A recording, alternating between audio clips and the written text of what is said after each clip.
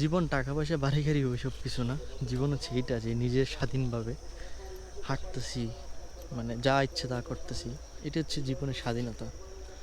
যেমন এই মুহূর্তে আমি একটা ফিশারিজ আর কি, তো এখানে গ্রামের বড় ভাইরা উদ্যোগ নিয়ে এটাকে পানি সেচের পরিকল্পনা নিছে।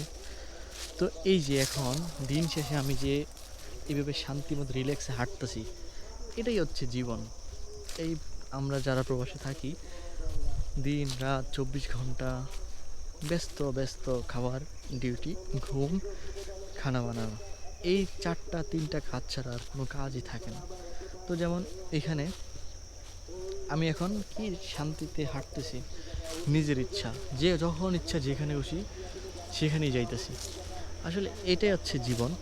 তাছাড়া এই শান্তির সময়টা হয়তো বা দিন শেষে যখন আমি আবার প্রবাসে ফিরে যাব তখন এই সময়টা পাবো না।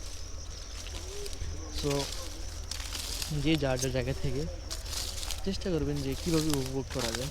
আমি এই যে এখন কচুরিপানার মাঝখান দিয়ে হাঁটতেছি, আসলে এগুলো অনেক মানুষের স্বপ্ন। আমি যখন প্রবাসে থাকতাম তখন হয়তো আমি চিন্তা করতাম যে আমি দেশে গিয়ে এটা করবো এটা করবো। তো এখানে একটা কচ্ছ আর কুচো বলে আর কি, আমরা আমাদের বাসায় কুচ্চা বলি। তো এটা হচ্ছে জীবন, আসলে নিজের মন মতো খুশিভাবে হাঁটতে পারা, চলতে পারা, এটাই হচ্ছে জীবন। তাছাড়া আমি জীবনের মানে কোনো কিছু দেখি না। দেখেন একটা কৃষক দিনে 14-15 ঘন্টা বাহিরে কাজ করে, দিন শেষে কি পরিবারের কাছে যায়? হয়তো বা টাকা কম, কিন্তু শান্তি আছে, সুখ আছে। আসলে জীবন সেটাই। সো যারা হয়তো বা প্রবাসে থাকেন তারা এটা বুঝতে পারেন না।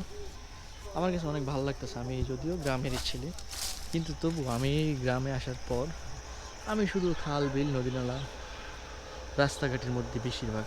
কারণ এই সময়টা আমি জানি আমার যখন ভ্যাকেশন শেষে আমি রিটার্ন করবো তখন এই সময়টা আর পাবো না। সো জীবনে এটাই আসলে সবার বোঝা উচিত। দিন শেষে সবাই ভালো একটা সময় কাটাতে চাইলে এমন গ্রামের পরিবেশে হাঁটলে সবচেয়ে বেশি ভালো হয়। সব ভালো থাকবেন, সুস্থ থাকবেন। আসসালামু আলাইকুম।